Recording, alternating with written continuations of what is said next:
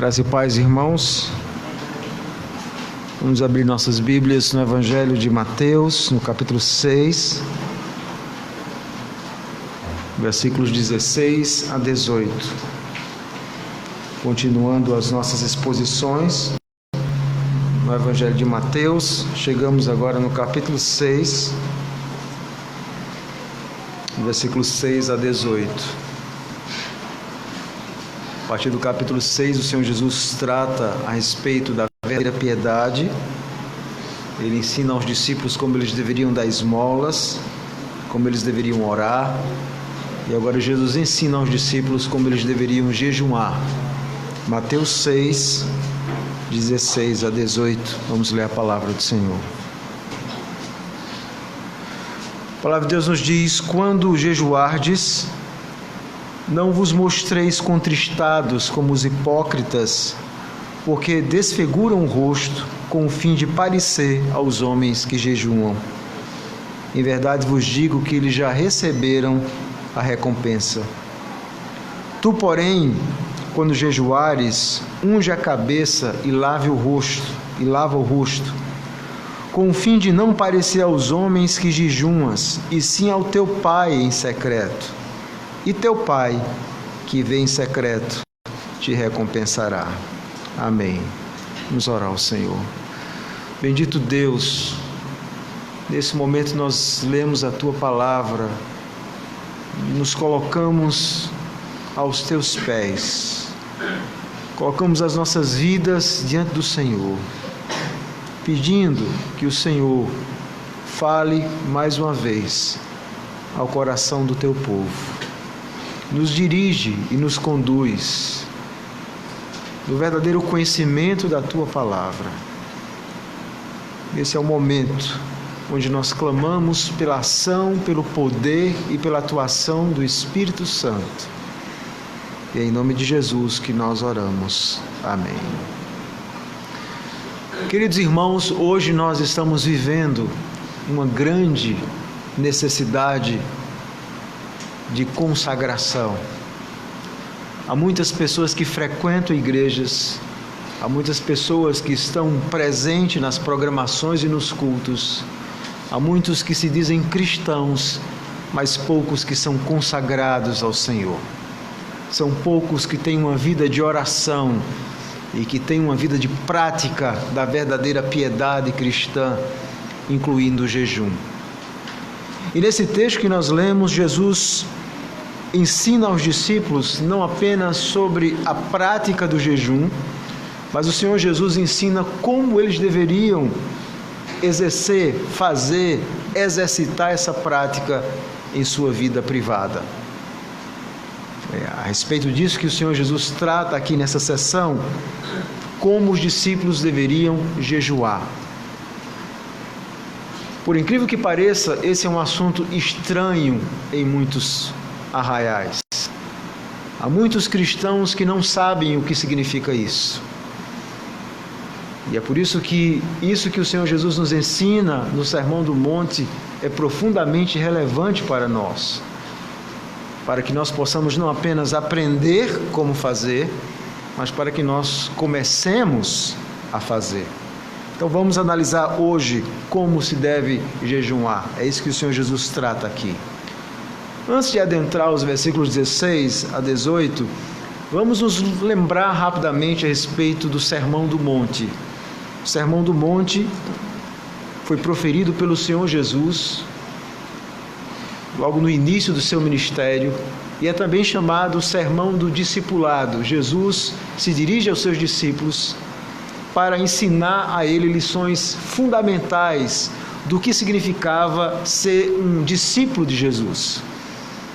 Nós vimos que esse é um sermão para os cidadãos do reino, para aqueles que foram salvos, para aqueles que foram chamados por Jesus, para aqueles que responderam o chamado e agora vão aprender com o rei como eles devem viver. O sermão começa com as bem-aventuranças, onde Jesus ensina o caráter dos cidadãos do reino, capítulo 5, versículo 1 a 12.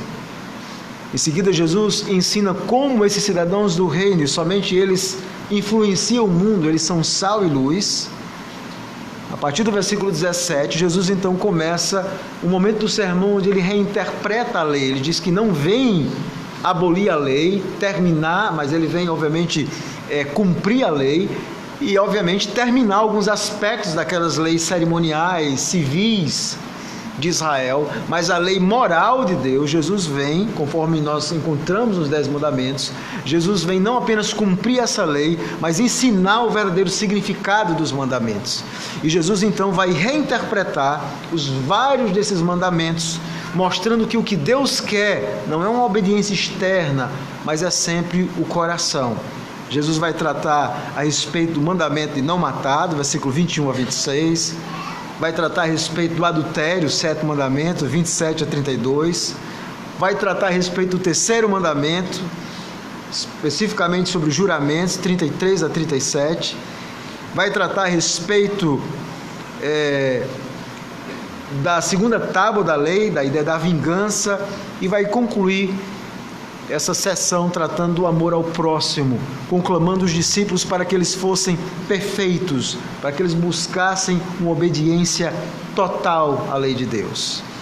E no capítulo 6, como nós vimos, Jesus agora trata a respeito da espiritualidade, da devoção, das práticas religiosas que são prescritas por Deus, mas que eram exercidas de forma errada, sobretudo pelos fariseus da sua época, pelos judeus da sua época. Se nós pudéssemos resumir a prática em uma palavra, a prática dos fariseus da época do Senhor Jesus, a palavra é ostentação. Tudo o que eles faziam era baseado em ostentação. E Jesus então, no capítulo 6, versículo 1, ele começa dizendo: guardai-vos de exercer a vossa justiça diante dos homens, com o fim de ser vistos por eles. De outras sortes não tereis galardão, ou seja, recompensa junto de vosso Pai Celeste. Então Jesus estabelece um princípio de que tudo que nós fazemos para Deus, de que as nossas práticas, aquelas prescritas por Deus, elas devem ser sempre de forma privada, não ostentando ou mostrando aos outros o que nós fazemos. Jesus vai tratar da esmola, do versículo 2 a 4, depois vai tratar a respeito da oração, dando o modelo de oração. Foi o último sermão que nós vimos em Mateus, sobre a oração, o Pai Nosso, como modelo de oração, para que os discípulos pudessem comparar as suas orações com a oração ensinada por Jesus. E agora, no versículo 16, Jesus vai tratar a respeito do jejum.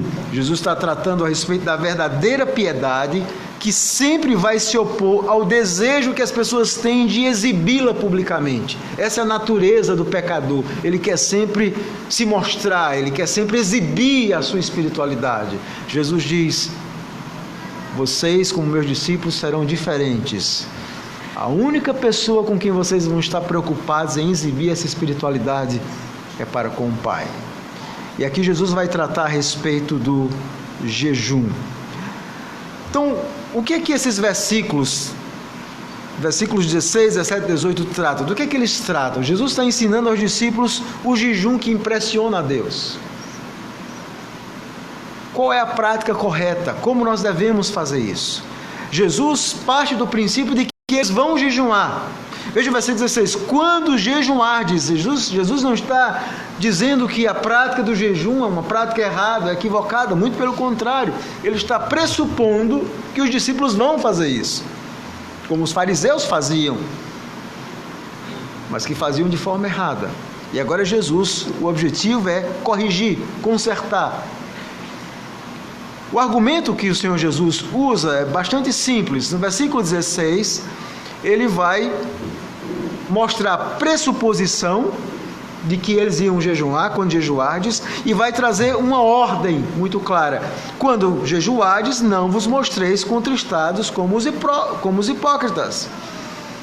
Então, o versículo 16, Jesus vai tratar a respeito do princípio do jejum e o perigo da hipocrisia. A ideia do hipócrita é o desejo que o homem tem de aparentar, de mostrar aos outros. A primeira preocupação do Senhor Jesus é essa: vocês vão jejuar, mas quando forem jejuar, não façam como os hipócritas fazem.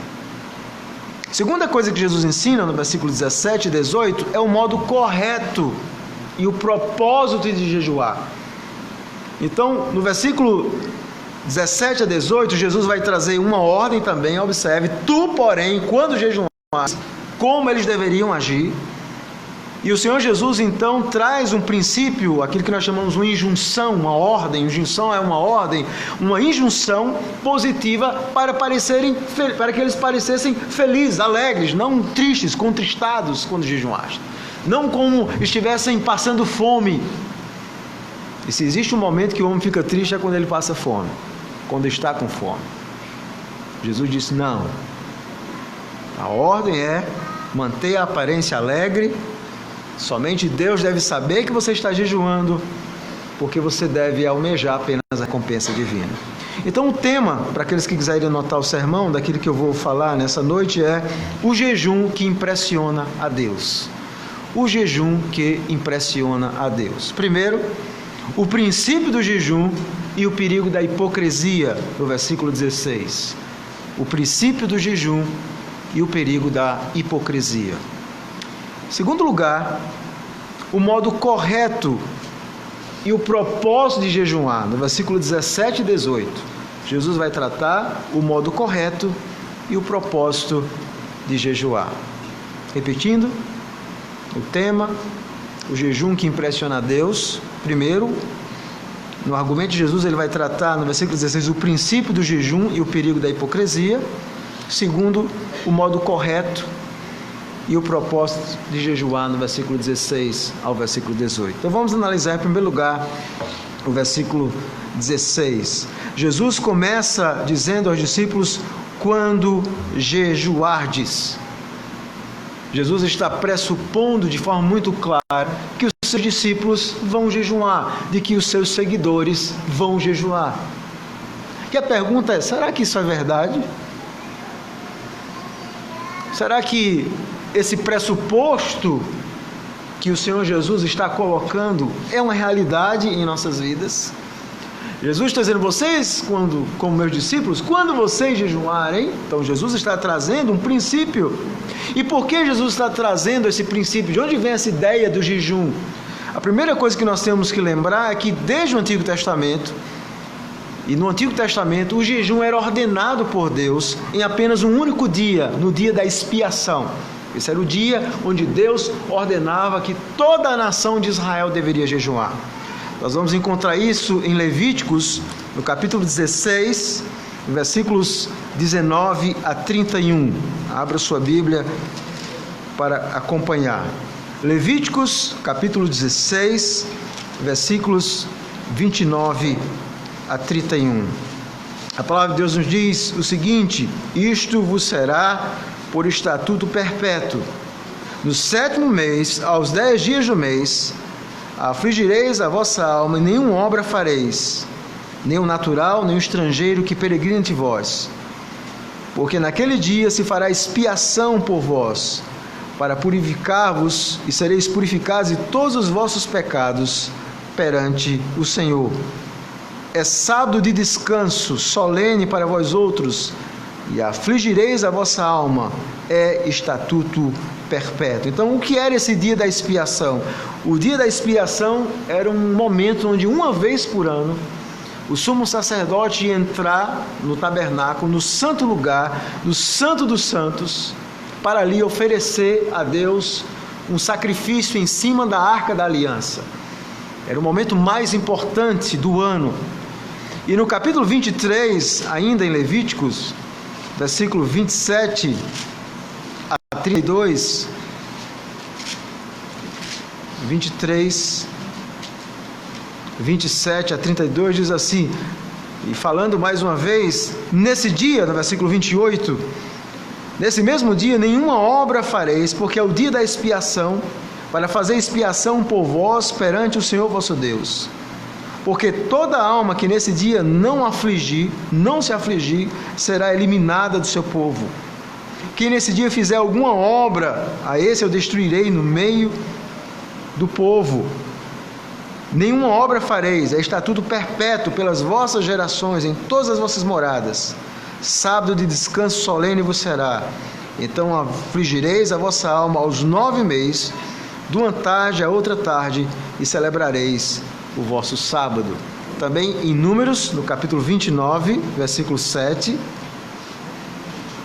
Números, capítulo 29, versículo 7.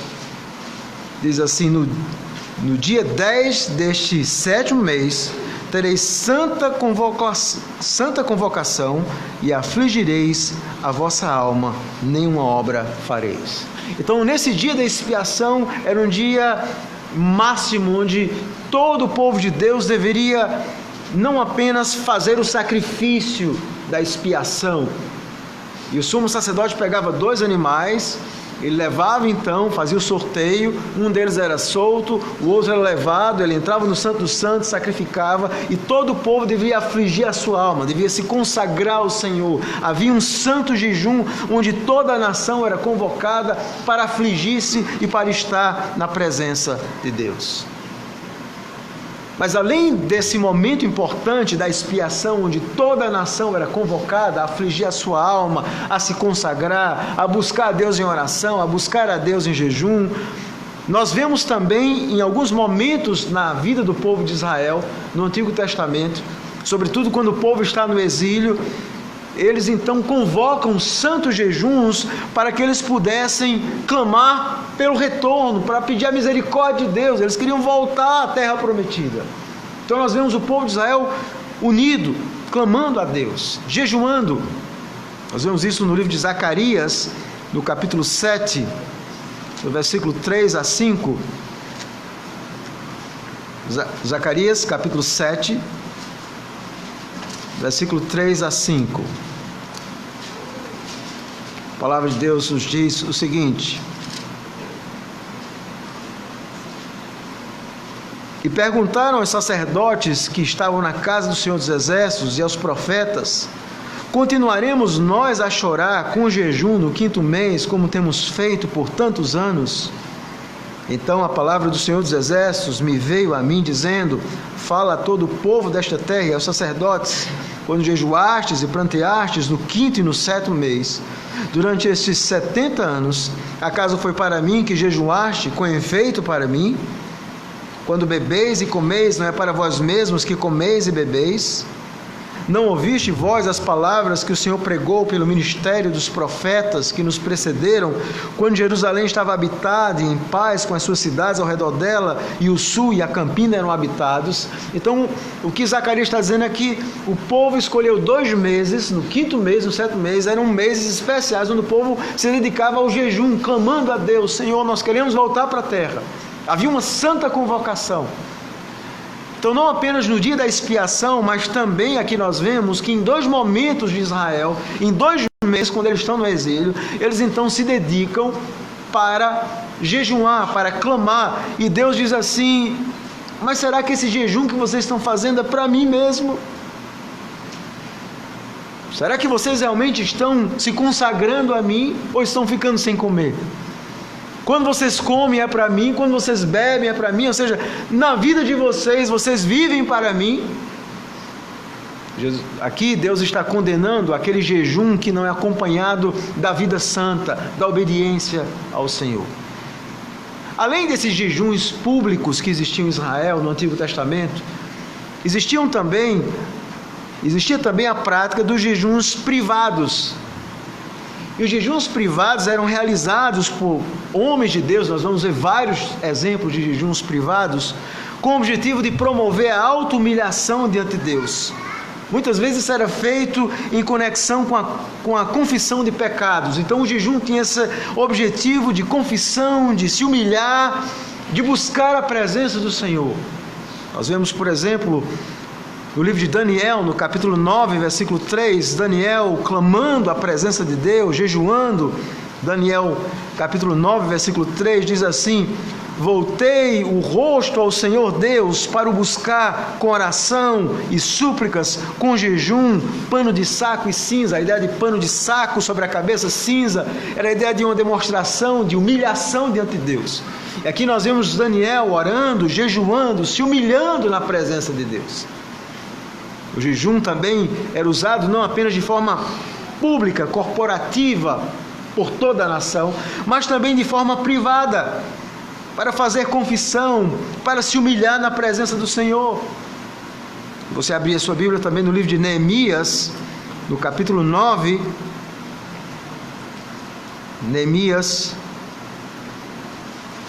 no capítulo 9, versículo 1 e 2, diz o seguinte: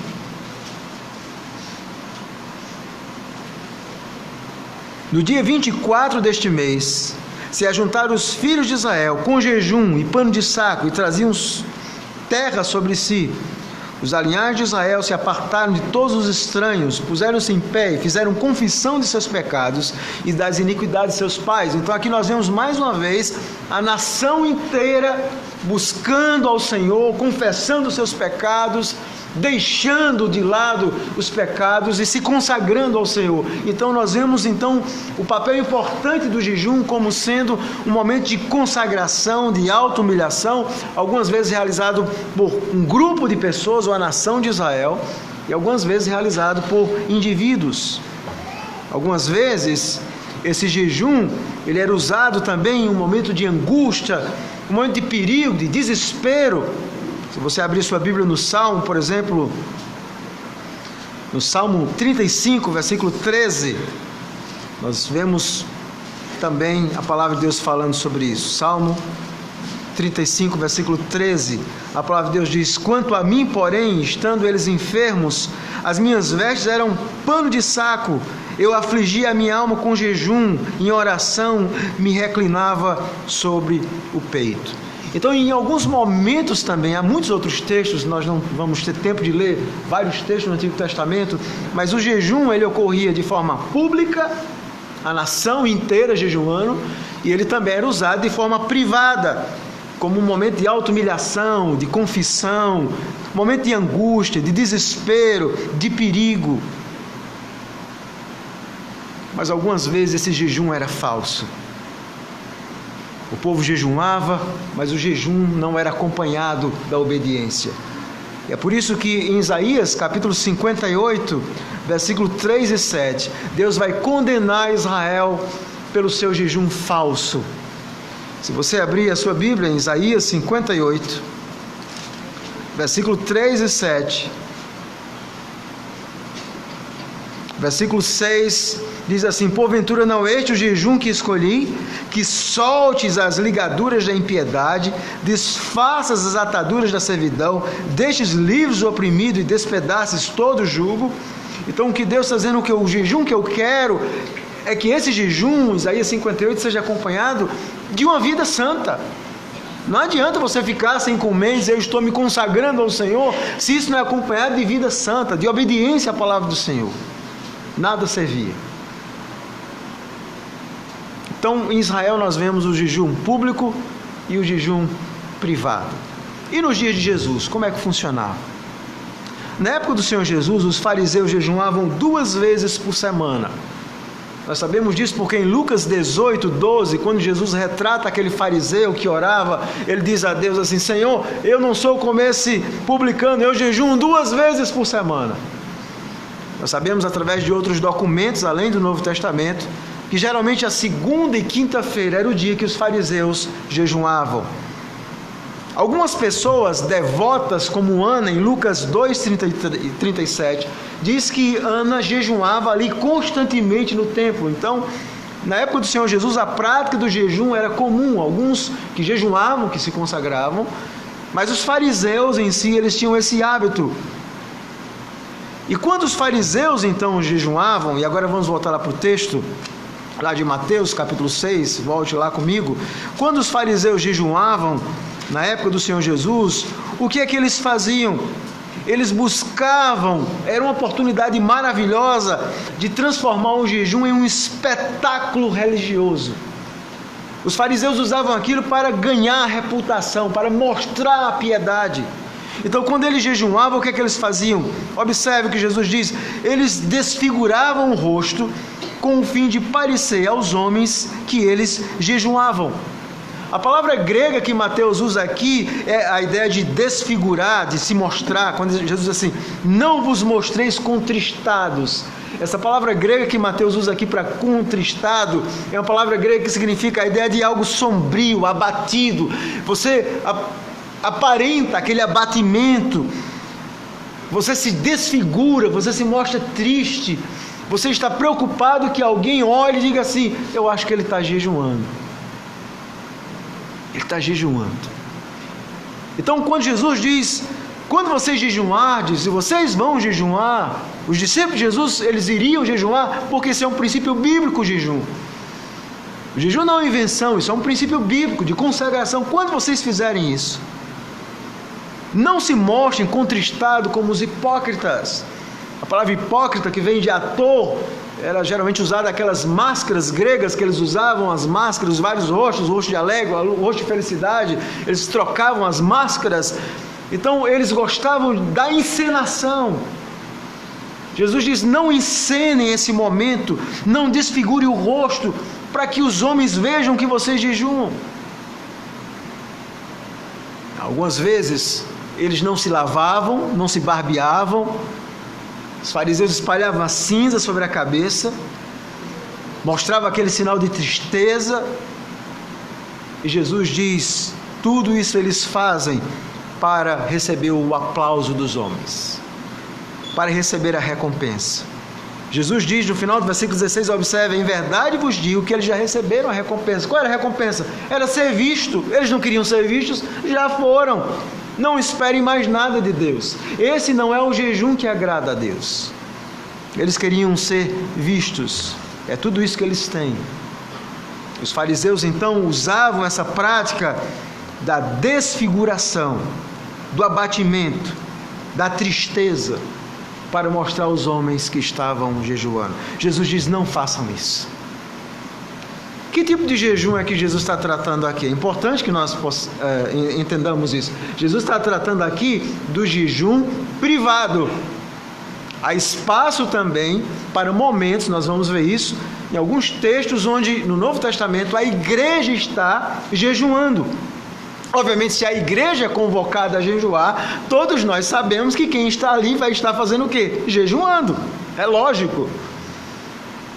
A Bíblia não condena o jejum público, onde a igreja é convocada algumas vezes para jejuar. O que Jesus está condenando é esse jejum privado, cujo objetivo do homem, ao fazer, é mostrar aos outros que está jejuando. Jesus diz: eles já receberam a recompensa. Aqui nós temos uma ordem do Senhor. Jesus não está trazendo uma instrução do tipo: bom, eu estou sugerindo a vocês. Não, ele diz assim: não vos mostreis contristados. Na língua grega está em forma imperativa. Isso é uma ordem. Se você jejuar, e quando você jejuar, ninguém deve saber. Não se mostre contristado. Não desfigure o seu rosto. Não faça como os fariseus. Ninguém deve saber. Em seguida, o Senhor Jesus vai tratar no versículo 17 e 18 a respeito do modo, de como deveria ser feito. Mas antes de analisar o versículo 17 e 18, é interessante porque Jesus pregou esse sermão em aramaico. Mateus escreveu em grego, mas Mateus ouviu Jesus falando em aramaico.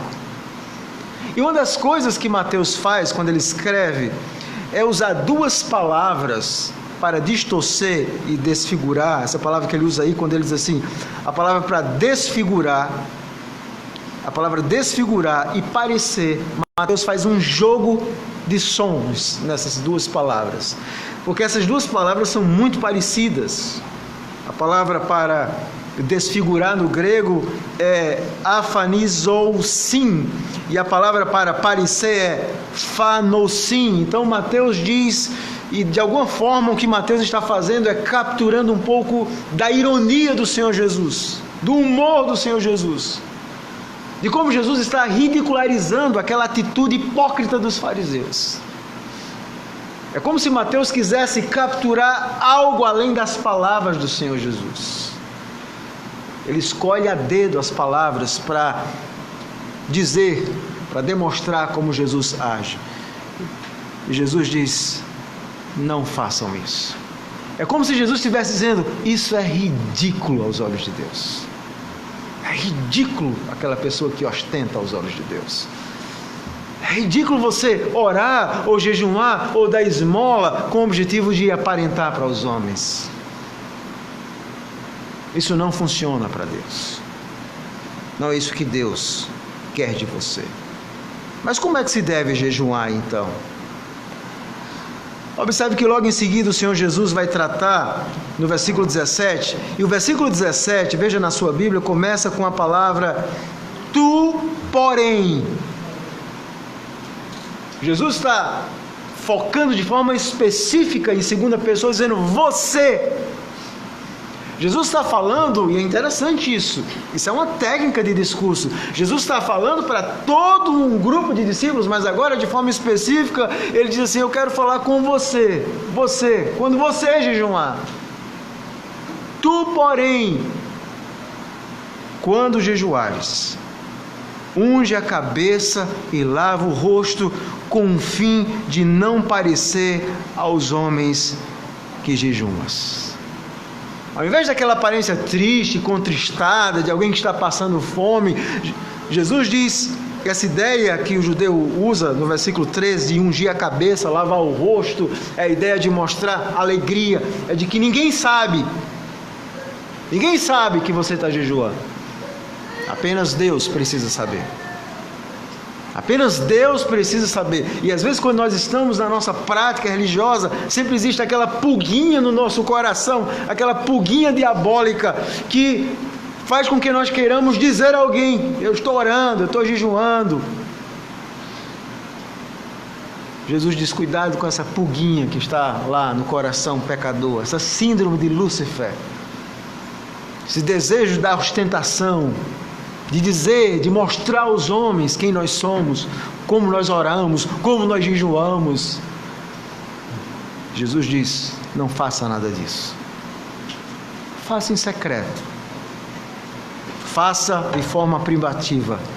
Somente Deus deve saber. Veja o que Jesus diz no versículo 18: com o fim de não parecer aos homens que jejuas, e sim ao teu Pai em secreto. O jejum precisa ser feito privativo, sempre em secreto.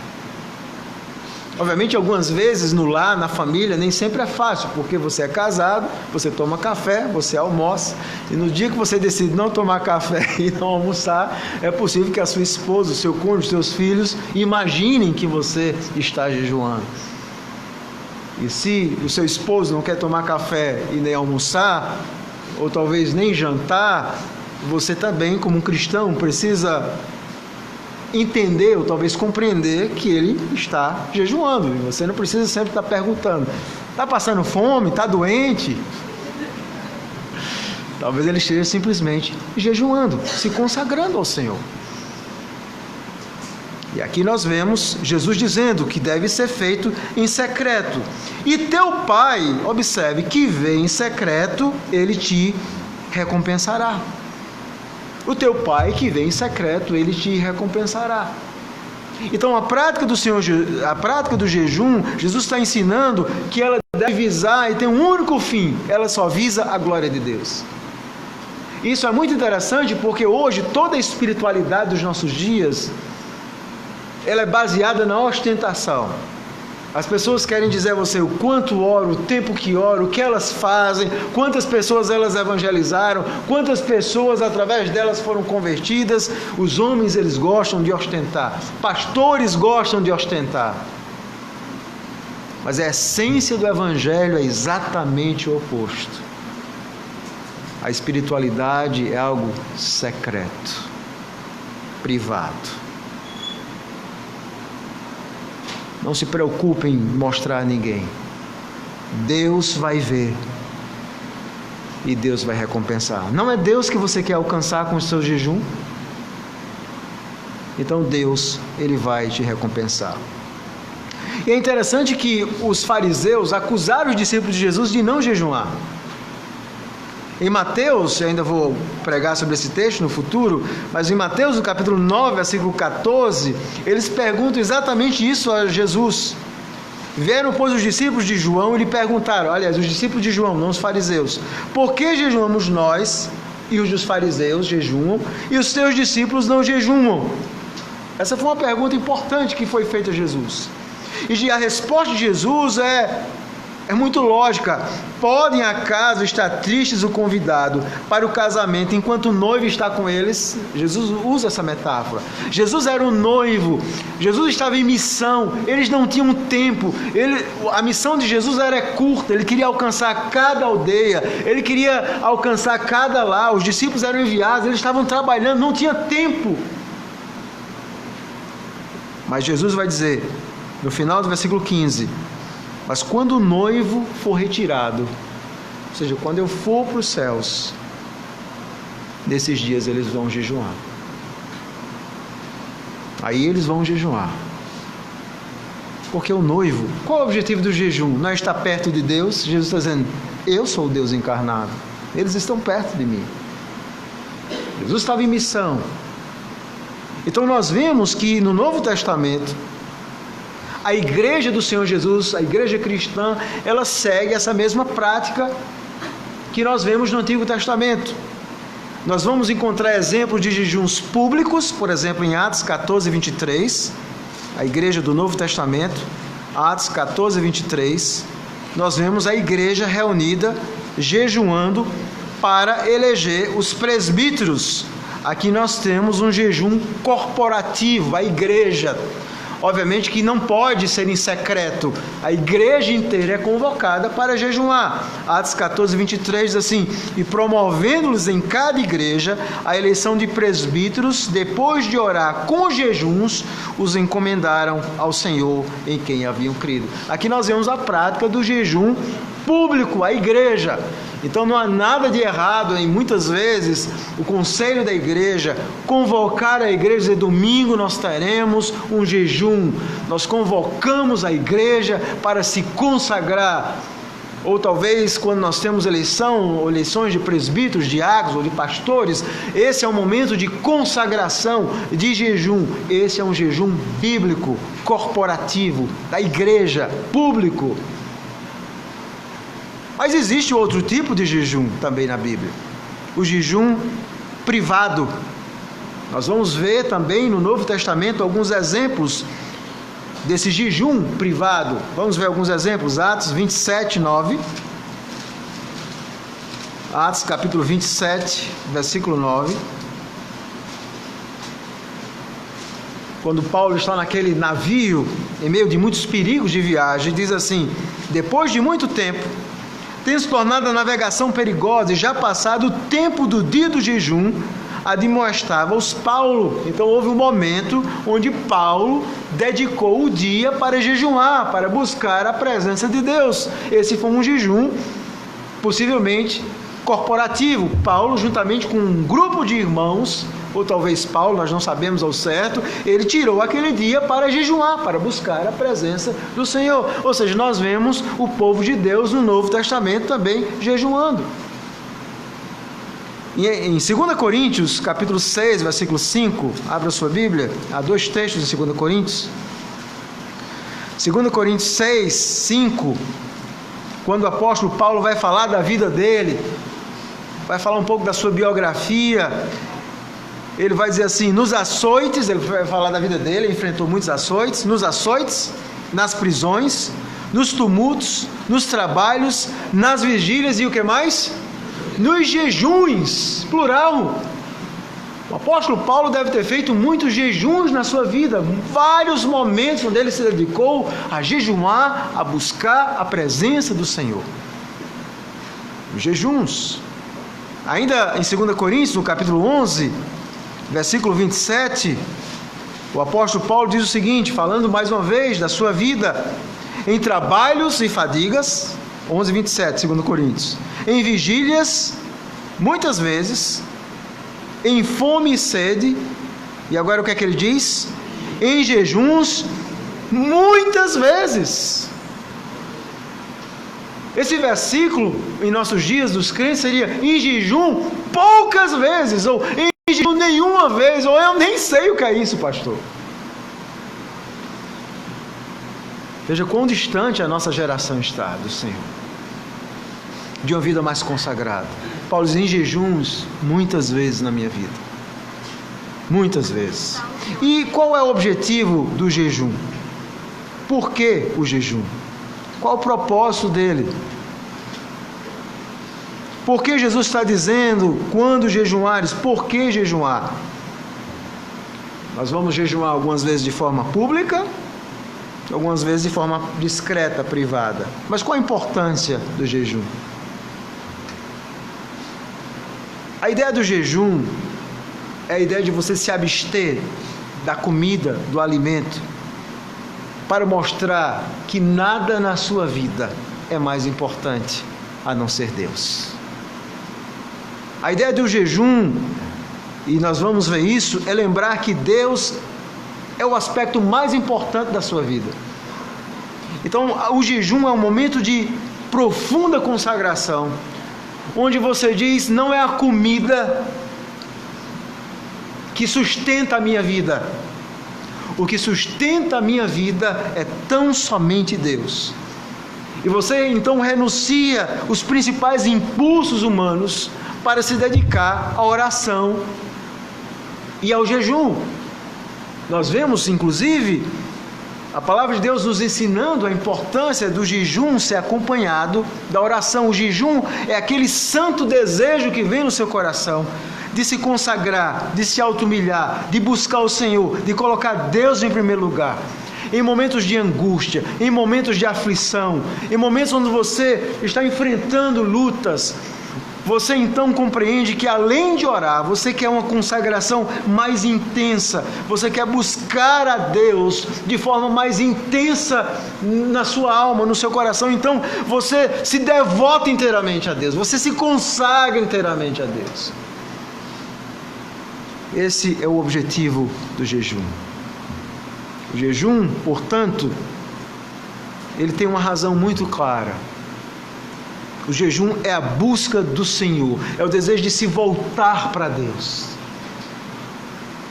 é o desejo de estar perto do Senhor, é aquele sentimento de uma necessidade absoluta de Deus. Eu preciso ficar mais perto do Senhor, eu preciso me consagrar mais, eu preciso me desintoxicar do mundo, eu preciso me desintoxicar das coisas materiais. Eu preciso me consagrar do Senhor. Às vezes na nossa vida nós vamos nos intoxicando do mundo, das coisas do mundo, dos problemas do mundo, das aflições do mundo, dinheiro, problemas, trabalhos, pecados, e nós precisamos nos desintoxicar. Nós precisamos de uma consagração, daquela humilhação mais profunda, daquela busca mais profunda do Senhor. Esse é o objetivo do jejum, essa consagração profunda da alma. Portanto, Jesus está dizendo, quando vocês jejuarem, vocês nunca devem esquecer de como vocês devem fazer. E quais são as aplicações que nós devemos fazer para nós hoje? Eu percebo que a nossa geração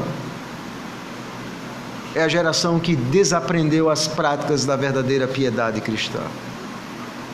Quando nós comparamos o jejum, era uma prática comum no Antigo Testamento, os judeus, foi uma prática comum na igreja cristã, mas é uma prática incomum em nossos dias. Nós não vemos mais famílias jejuando, crentes jejuando. Nós não vemos um povo que tem sede de Deus. Então a falta de jejum em nossos dias é um sinal de que a nossa geração, de que a nossa vida cristã tem sido talvez a geração mais decadente da história do cristianismo. Uma geração que não busca a Deus. Nós ocupamos o nosso tempo, o nosso empenho, a nossa energia com tantas coisas mundanas, com Facebook, com internet, com compras, com consumo, e enchemos a nossa alma, o nosso coração de tantas coisas. E não temos enchido a nossa alma, o nosso coração do Senhor.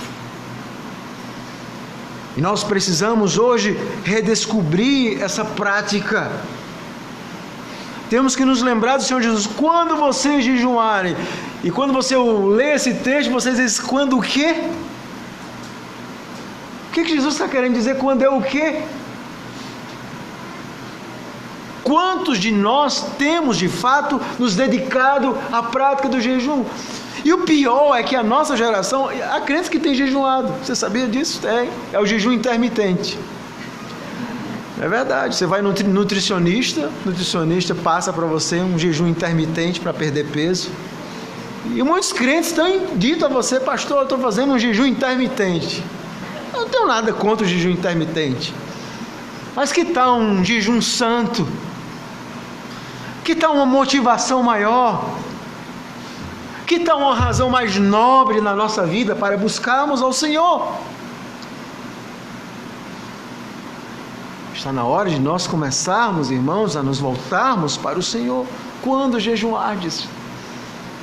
Ou nos lembrarmos daquilo que Paulo dizia em jejum muitas vezes. Como é que vai ser a nossa biografia quando nós chegarmos diante do Senhor?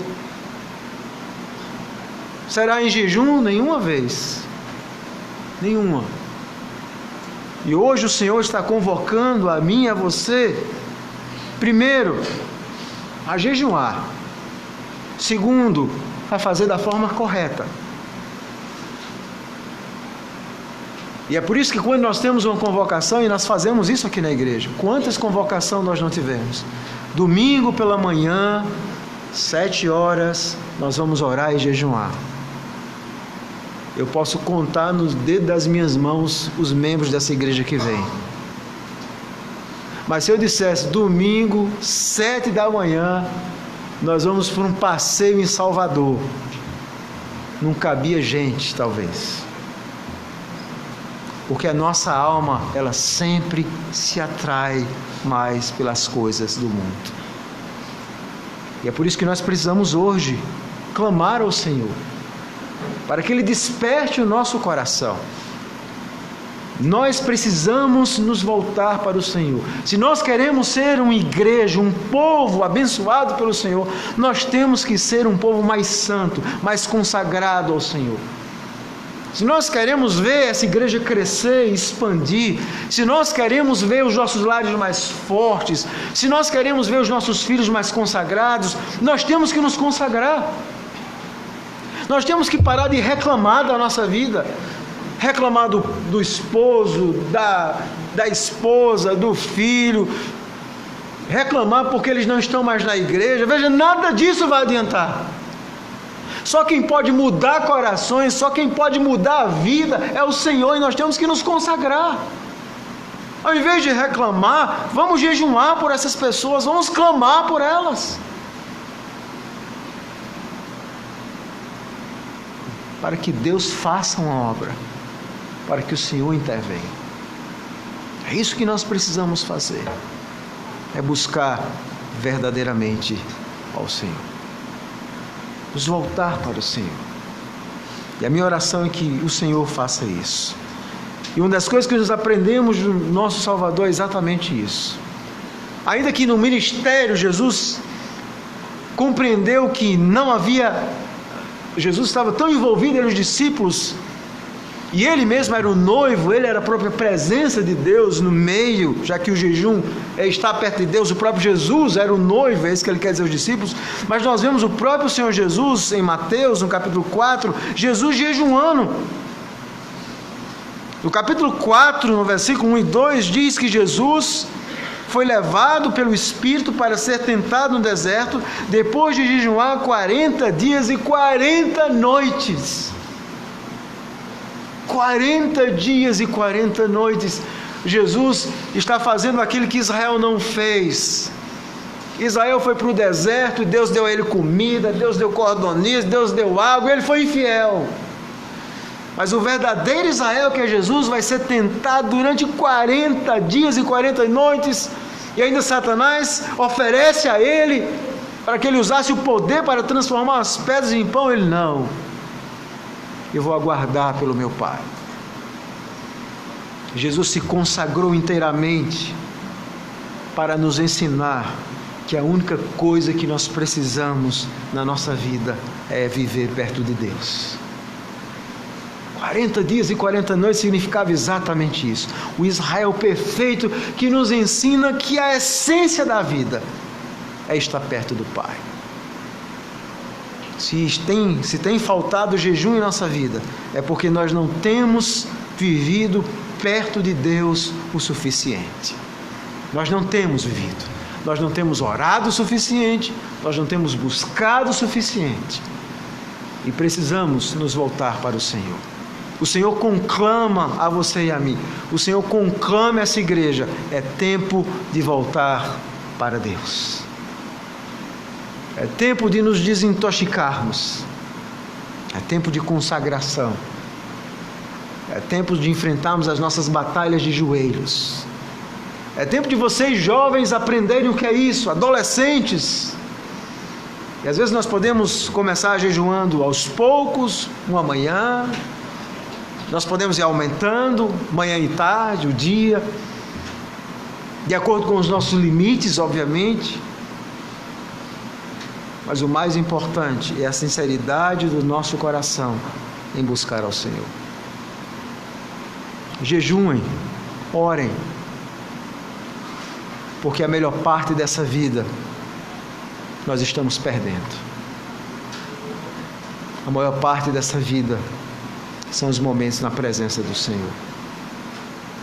Há quanto tempo você não experimenta isso? Há quanto tempo você não experimenta momentos profundos de oração e jejum com o Senhor? É hora de voltarmos para Deus.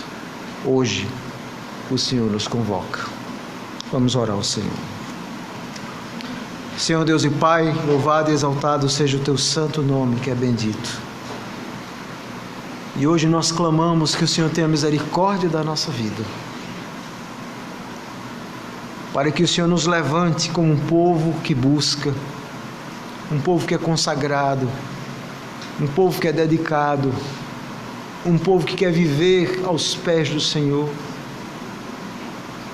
Levanta, Senhor Deus, uma geração nessa igreja de crianças, adolescentes, jovens, senhores, senhoras, idosos, consagrados ao Senhor, homens, mulheres, que buscam, que choram, que se humilham, que se dedicam, que falam pouco, mas estão ali aos pés do Senhor, buscando a Tua presença.